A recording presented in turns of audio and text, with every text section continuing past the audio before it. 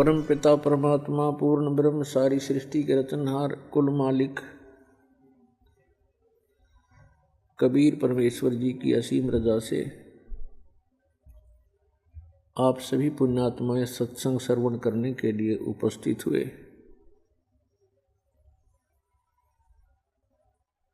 धन भाग हैं आप और धन है आपके माता पिता जिनसे जन्म हुआ। ये इस मनुष्य जीवन का वो सबसे उत्तम समय है कि हम इस मनुष्य जीवन के लक्ष्य को पूरा कर सकते हैं। और पुण्यात्माओं, आज का जो समागम, ये 3 दिन का समागम था जो आज संपन्न होने जा रहा है, ये एक विशेष उपलक्ष्य है इसका। वैसे तो सत्संग सभी श्रेष्ठ होते हैं, लेकिन कुछ ऐसे अवसर होते हैं जो जीवन में युगों पर्यंत ही उपलब्ध होते हैं। परमात्मा ने कहा है कि मात पिता मिल जावेंगे, मात पिता मिल जावेंगे 184 माँ,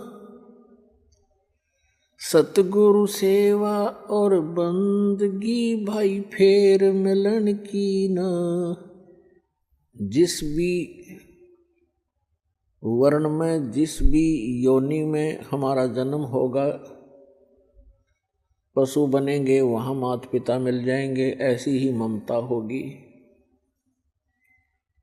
पक्षी बनेंगे वहाँ भी हमें माता पिता मिल जाएंगे। मानव शरीर प्राप्त होगा तो भी माता पिता मिल जाएंगे। लेकिन जिस मानव शरीर में परमात्मा मिल सकता है तो वो परमात्मा मानव शरीर में ही प्राप्त हो सकता है। उसके लिए बताया है कि अन्य प्राणियों के शरीरों में माता पिता तो आपको जौके तो मिल जाएंगे, लेकिन आपने तो भक्ति कर सकते और सतगुरु की सेवा नहीं मिल सकती। माता पिता मिल जाएंगे 184 माँ, 84 लाख प्रकार के ये अन्य प्राणियों के शरीर हैं। कहते हैं इनमें भी माता पिता मिल जाएंगे, लेकिन उनमें ना सतगुरु मिल सकते और ना ये भक्ति मिल सकती। तो पुण्यात्माओं, आज आपको मानव शरीर प्राप्त है और सतगुरु भी प्राप्त है, क्योंकि आप जी बालक हो। बच्चे को पता नहीं होता कि तुम जो स्टडी कर रहे हो उद्देश्य से, तो वो बच्चे यही लेकर चलते हैं कि हम इंजीनियर बनेंगे, डॉक्टर बनेंगे। टारगेट तो उनका होता है, प्रवेश भी प्राप्त कर लेते हैं, लेकिन उनको जब वो सफलता मिल जाती है उसके बाद उसकी उपलब्धि प्राप्त होती है। लेकिन टीचर को पता होता है कि ये बच्चे कितने अच्छी तरह पढ़ रहे हैं, प्रत्येक कार्य को ठीक से करके आ रहे हैं, इनका भविष्य उज्जवल है। तो उनमें से वो भक्त हैं जो लगन के साथ लगे हुए हैं, सच्ची श्रद्धा से, और परमात्मा की प्रत्येक मर्यादा में रहकर चल रहे हैं। तो पुण्यात्माओं, मानुष जीवन दुर्लभ है, ये मिले न बारंबार, और जैसे तरवर से पत्ता टूट गिरे वो फिर नहीं लगता डार। आप ऐसे भयंकर लोक में रह रहे हो और आप जी के बस की बात नहीं है। काल भगवान ने ये सुनियोजित तरीके से हम सभी को यहाँ जकड़ रखा है। यहाँ पर प्रत्येक प्राणी विवश है। एक दूसरे में मोह, संपत्ति में मोह, ये जीव के बस का नहीं, इन त्याग सके, क्योंकि ये जितना प्रबल बता रखा है। फिर इसका विकल्प परमात्मा ने आके बताया है कि जो मैं ज्ञान बताऊं और जो साधना विधि तुम्हें बताऊं उस पर लगन से लग जाना, और फिर परमात्मा का काम शुरू होता है। वो अपने आप आपको जो सत भक्ति कर रहा होगा, मर्यादा में रह रहा होगा, उसको आसानी से इस काल के बंधन से छुटवा ले जाएंगे। अब हमारे साथ क्या बन गई, जैसे अब देखो प्रत्येक प्राणी को ये ज्ञान हो गया है कि हम गलत स्थान पर हैं, और यदि हम इसी तरह इन्हीं आशाओं को लेकर जीते रहे तो हम यहीं फंसे भी रह जाएंगे, और हम इन बंधनों से छूटने की चेष्टा भी कर रहे हैं, और अभक्त हैं जो भी हैं परमात्मा के ज्ञान से परिचित हो जाते हैं, तो उनके साथ कैसे बनता है। कहते हैं जैसे ये बंदर पकड़ने वाले क्या करते हैं, इस काल भगवान ने हमारे साथ ऐसे कर रखा है। ये बंदर पकड़ने वाले क्या करते हैं, एक ऐसा एक बर्तन रखते हैं स्टील का जैसा भी, जिसका ऊपर से मुंह बहुत तंग होता है, जैसे सुराही सी होती है, और उनको मिट्टी में गाड़ देता है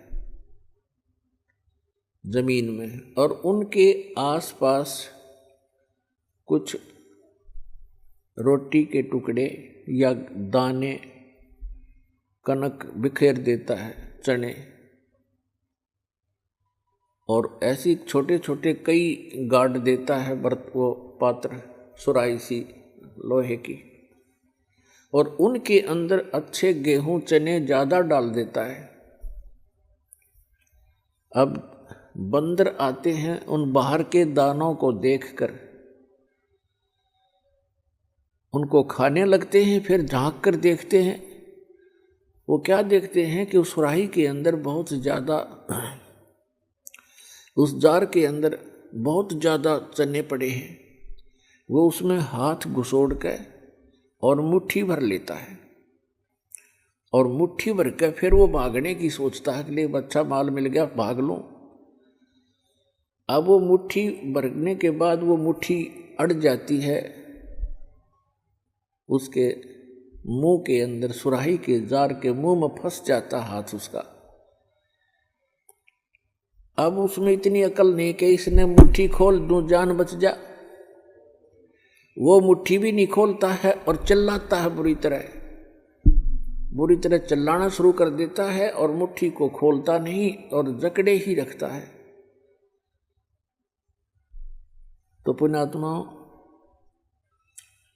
हमारे साथ ऐसी बन गई या बंदर वाली मुट्ठी हमने आप पर जकड़ रखी है।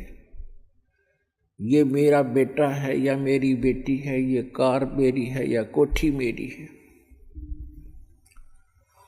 अब परमात्मा आके याद दिलाते हैं कि ना बेटा तेरा है, ना बेटी तेरी है, ना ये कार तेरी है, ना कोठी तेरी है। क्या बताते हैं, काया तेरी है नहीं, ये माया कहाँ से हो जब तेरा शरीर ही नहीं है। हर माया को अपनी कहे, ये माया है राम की, अपनी कहे गंवार, जमपुर धक्के खावेगा, नाहक बहे बेगार। फिर क्या बताते हैं, नंगा आया जगत में और नंगा ही तू जावे, और बीच में ख्वाबी ख्याल है ये मन माया भरमावे।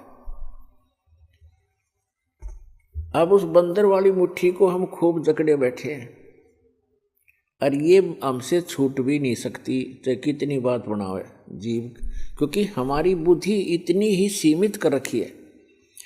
आपके और हमारे बस की ये बात नहीं है।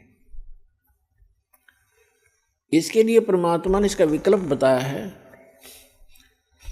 जैसे वो बंदर फंस चुका था और शिकारी को पता था, बंदर पकड़ने वाले को, कि अब ये कहीं नहीं जाएगा, ये मूर्ख फंसा रहेगा, आराम से बैठा रहता वो।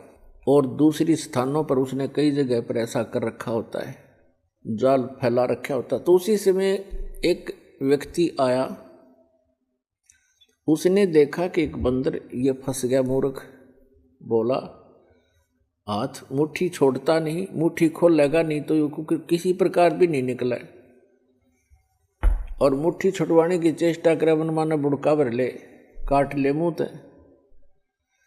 तो हमारी ऐसी दशा होगी, किसी को यूँ समझावे कि ये जिस संपत्ति और संतान को तू अपना मानने बैठा है, भगत ये तेरी नहीं है, इसके साथ साथ तू परमात्मा को याद कर। तो हमने खूब देखा है, हम ऐसे स्थान में जन्मे थे, वो क्या कहा करते कि भगवान के खान ने देगा, अपना करके खाना होता है, भगवान के ले रहा है। ऐसी तरह के भी लोग हमने देखे, क्योंकि ज्ञान ना होने से हम ये भाषा बोलेंगे फिर। तो उसने क्या किया उस व्यक्ति ने कि ये बोला बंदर फंस गया और ये शिकारी इसको बेचेगा, फिर कोई इसका दुरुपयोग करेगा, इसको फिर इसके साथ जो है ना अपना रोजी रोटी ले जाते हैं, गाँव में शहरों में बंदर का तमाशा दिखाते हैं, खेल दिखाते हैं, ऐसे जीव को दुखी करेगा। तो पुण्यात्मा उसने क्या किया, जैसे वो बंदर मुट्ठी फंसाए बैठा था, उसके हाथ की रेंज से दूसरे हाथ की रेंज से थोड़ी सी दूरी पर केला डाल दिया, एक केला। अब बंदर ने सोचा केला और उठा ले, और थोड़ा दूरी पर था नू, और उधर से मुट्ठी में फंस रही उसमें। अब केला ठाने की जब चेष्टा करने लगा, उसका हाथ से ध्यान हट गया, वो चने निकल गए खड़दे ही नीचे ने, उसका हाथ निकल गया और केला ठा के भाग गया। जान बची, बढ़िया चीज मिली। तो परमात्मा ने हमारे को राम नाम का केला दे दिया, इसने ठा